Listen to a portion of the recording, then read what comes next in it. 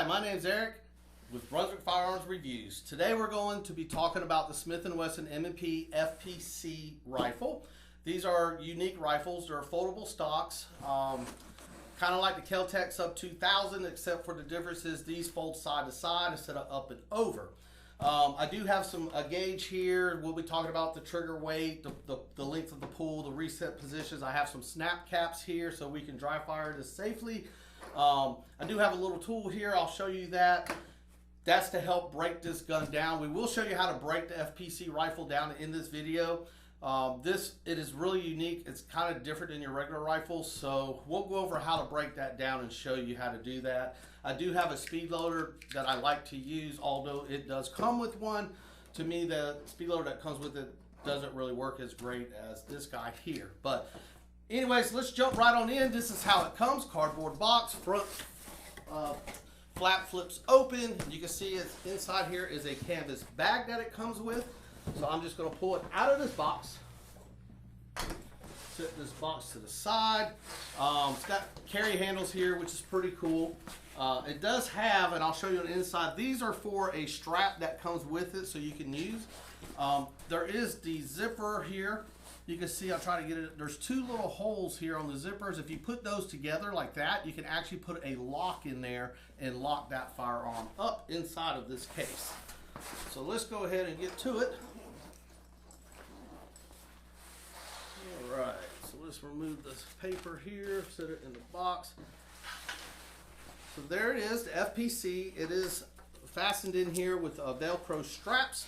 There are some pouches over here. Inside of these pouches, the top one is a strap that I was telling you about that you can use. Let's put that back in there. Inside of the second pouch down, we do have, oh, I dropped one, but we do have 3 additional back straps for the grip to make it bigger, smaller, medium, whatever have you. Over here, we do have is a lock here. This is a cable locking system. Basically, you would drop the magazine out of the magazine well and then unlatch it so one side of the cable comes off, and then it would feed down inside of that mag well, and then you would clamp it back shut. You would lock it back to prevent this firearm from being able to be used. Also in here, we do have a manual for this firearm. A lot of great information. For instance, breaking the gun down, because it is different how you break this down. And again, we will be going over that in the video. Also, one thing that Smith & Wesson does is they require you to activate your warranty. That is very important. You only have 10 days from date of purchase to activate your warranty. Hopefully you won't need a warranty, but it is nice to have that in place if you do need it. Again, you only have 10 days from date of purchase, and you do got to have a receipt, so be sure you get a receipt from wherever you purchased that firearm from. And the last pouch here, we have 2 extended magazines. These are 23 rounders. There's a 17 rounder inside of the firearm already in the magazine well. So this particular model comes with 1 17 round mags plus 2 23 round extended mags. You can get this firearm with just 10 round magazines for those states that don't allow over 10 rounds. So that is an option for this firearm. All right, let's go ahead and undo the straps.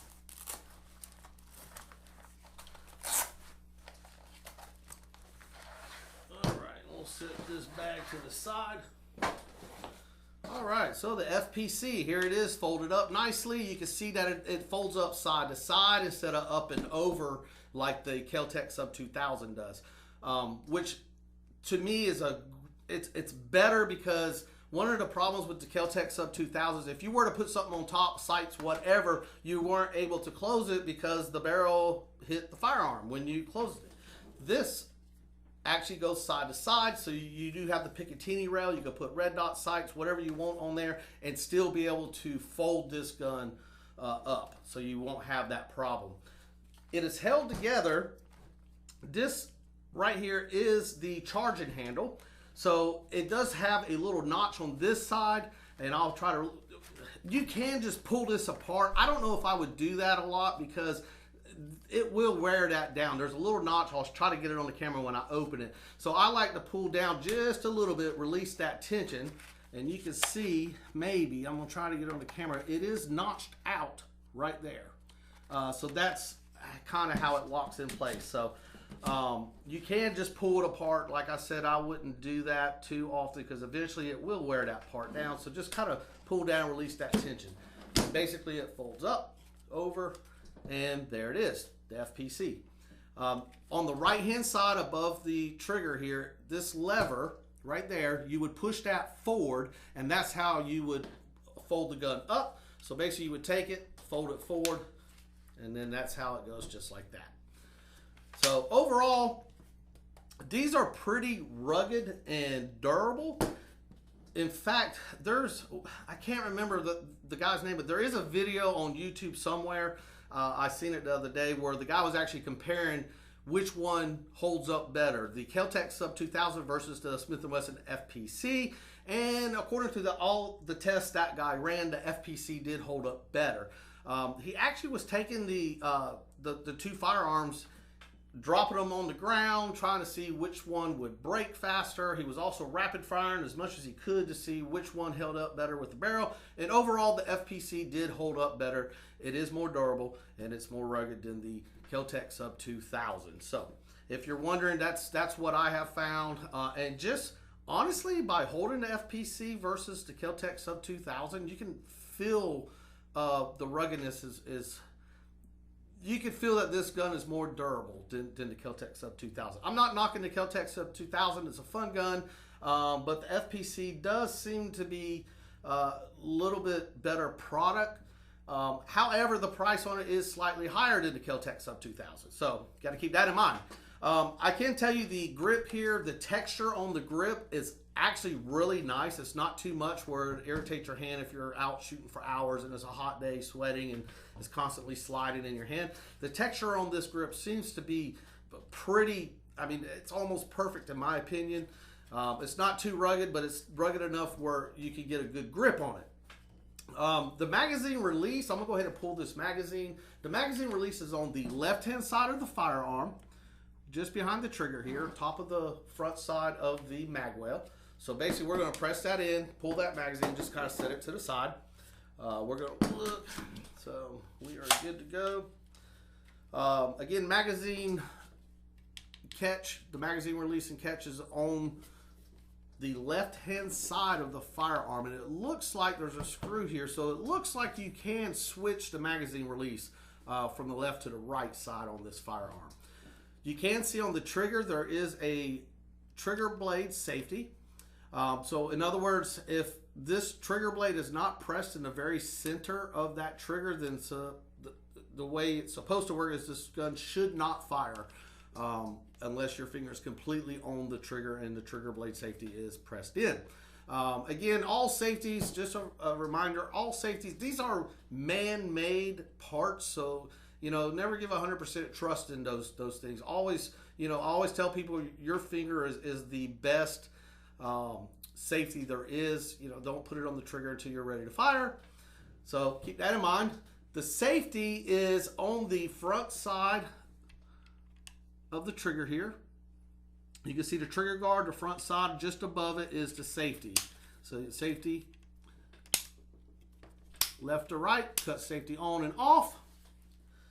So pretty neat. This buttstock on the FPCs, they are fixed. So it's not adjustable. So keep that in mind when you're buying this. It kind of looks like it, but it is not adjustable. It is fixed. So this buffer tube and this buttstock, this length is what it is. You cannot make it shorter, longer, or what have you.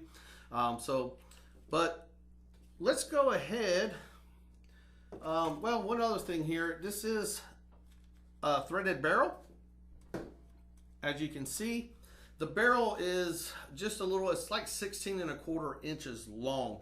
The firearm itself weighs just a hair over 5 pounds. So it does have a little bit of weight for its size.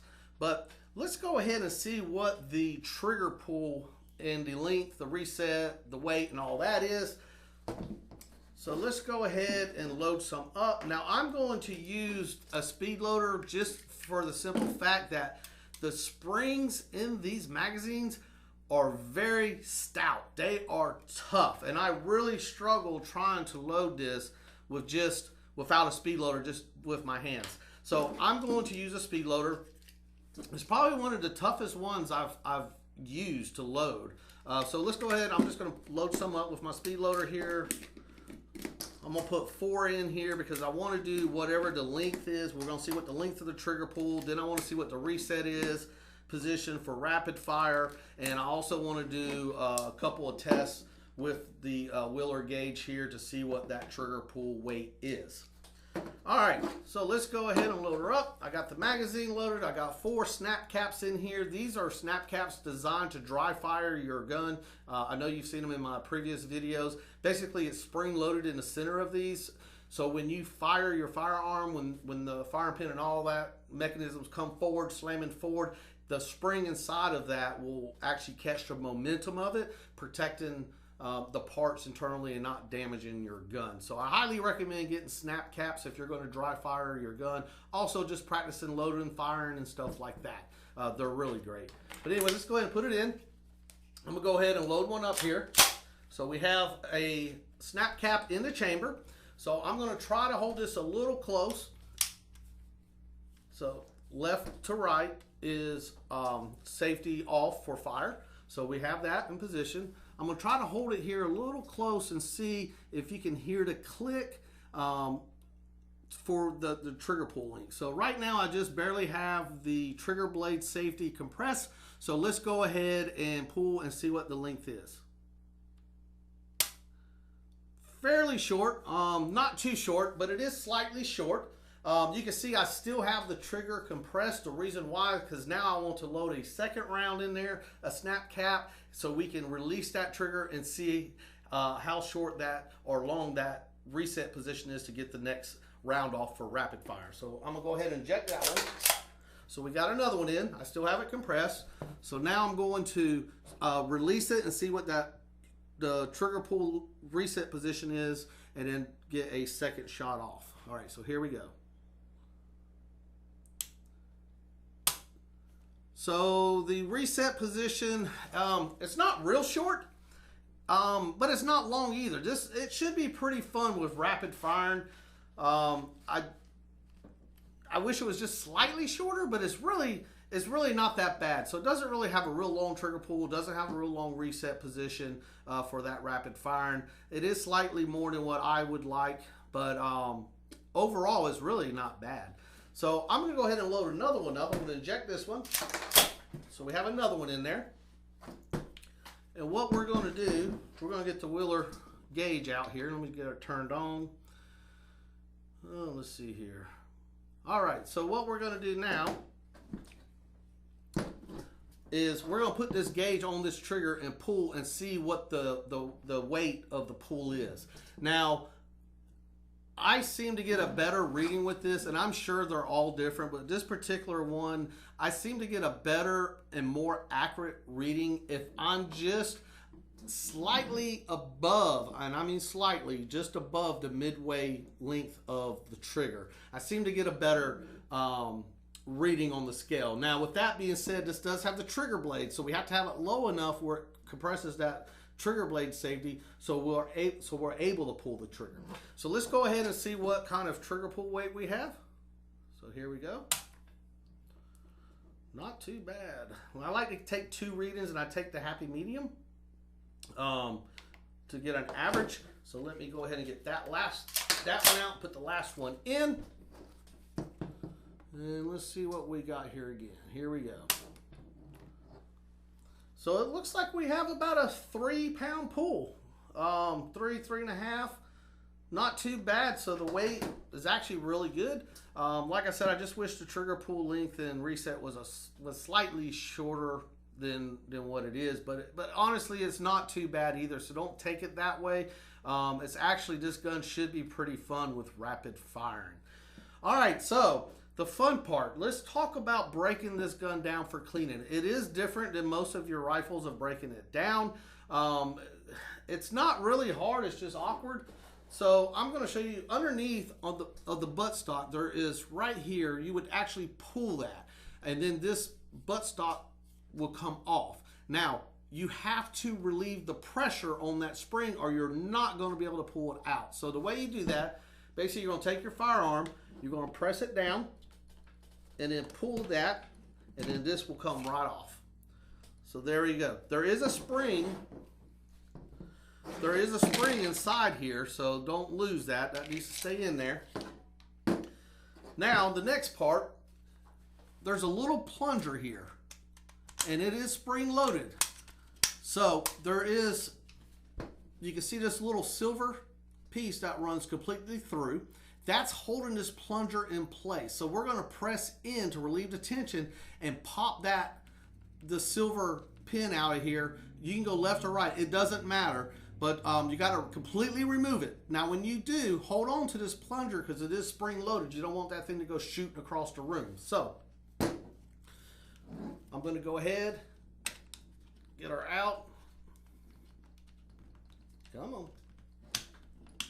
So we have it out. I'm going to set it to the side. I still have my finger on the end holding that plunger. And now we're slowly going to let it out. You can see that spring coming out now. This plunger can, when you put it back together, it can go either way. So it can go this way or this way. It doesn't matter. So you don't have to remember which way it came out because you can flip it either way on this. So we're going to go ahead and pull, let's see, the spring out. That way you can get it cleaned up pretty good. Now, the next part is a little tricky. Let's pull the magazine, see if I can remember how to do this.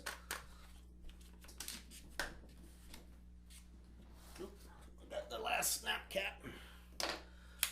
All right, so down in here you can see there's a pin right here, and then down here you can see a little opening, a little wide circle opening. So basically you're going to pull the bolt assembly back. You can see it right there. So we have got to, you can see it starting coming out, so you can kind of hold it, but you've got to line that pin up in that little hole. Looks like it's about right there, and you must remove that pin in order to get the bolt assembly out.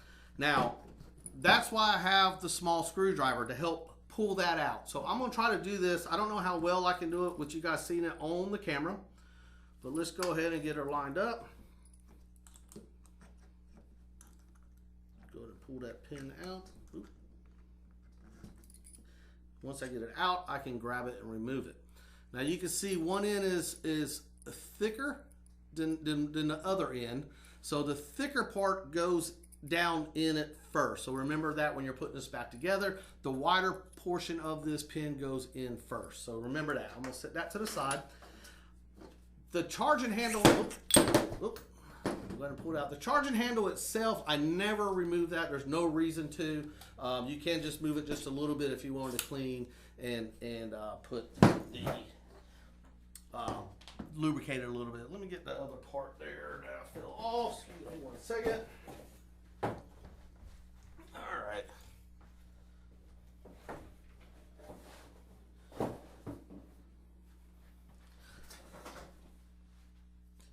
So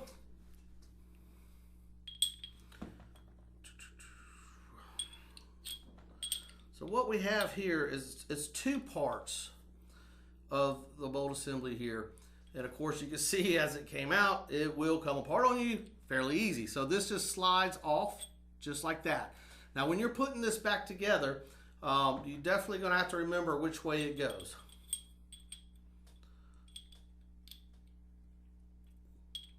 There we go. So you can see, let me pull it back apart.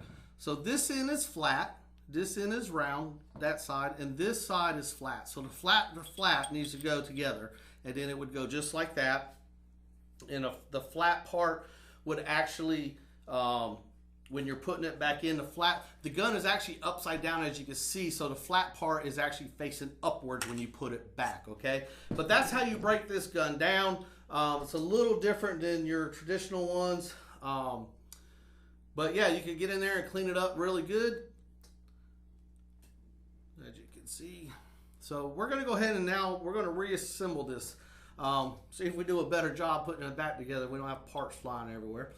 So again, both flat parts must line up. So just put it back together. You got to hold it in place because it will slide off just like that. So that's going to go back in here. And again, inside here, see if I can get it on the camera, you can see the holes. Again, the holes have to line up. See if I can do it without it falling out right here. You must line the hole up on the bolt assembly on the buffer tube here. And then we're gonna, once we have that lined up, we're gonna put the pin back in. Remember, the top part of this is thinner or not as wide as the bottom part of this pin. So the wider part is the one that must drop in first. So we're gonna just drop her in just like that, very easy. You can see it's in there.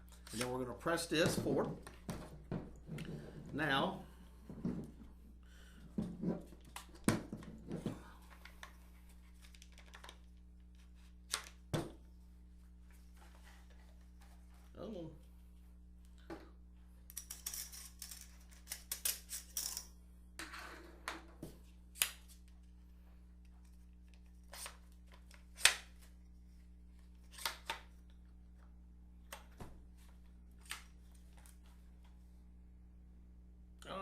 make sure she is all the way down in there.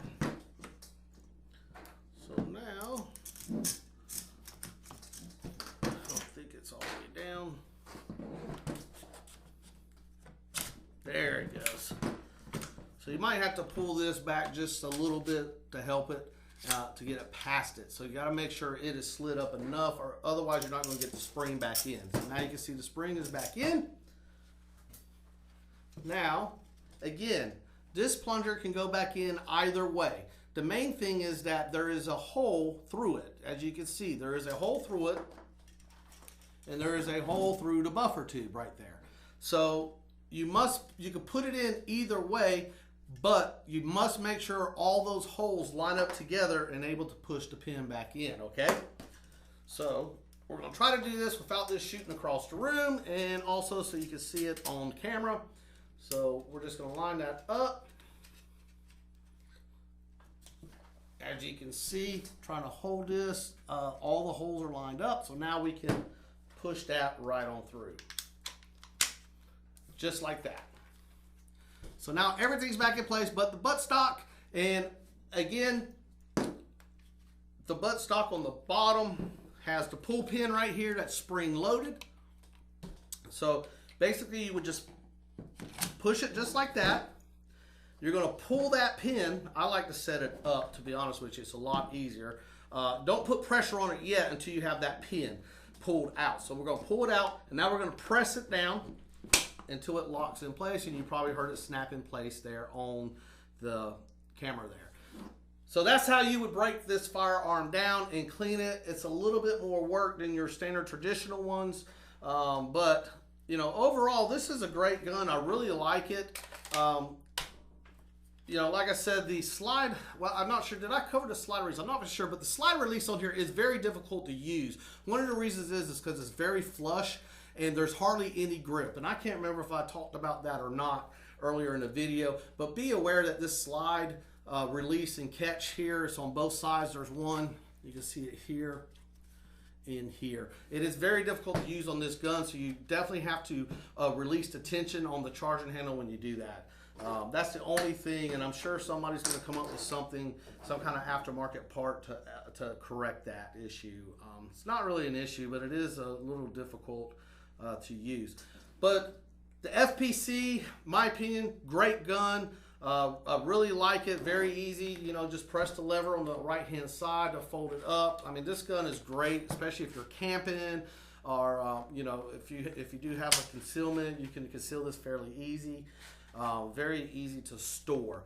But hopefully you got some information, some great information out of this video. If you did, please like, subscribe, and share the video. That's the biggest thank you that we can get. And again, I hope you enjoyed it. My name's Eric with Brunswick Firearms Reviews.